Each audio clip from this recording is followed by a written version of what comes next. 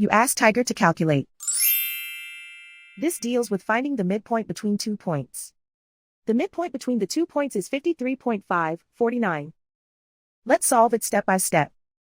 Plot the 2 points and calculate the midpoint using the formula. The coordinates of point 1 are x1 equals 78, y1 equals 49. The coordinates of point 2 are x2 equals 29, y2 equals 49. PM represents the midpoint of the 2 points.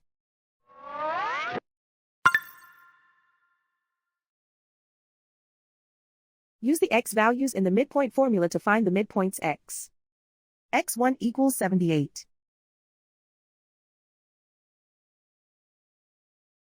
x2 equals 29.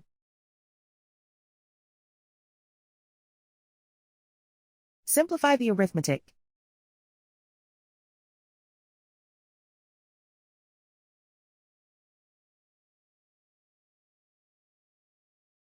Use the y values in the midpoint formula to find the midpoints y. y1 equals 49.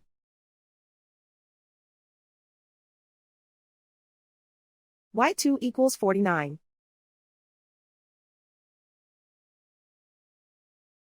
Simplify the arithmetic.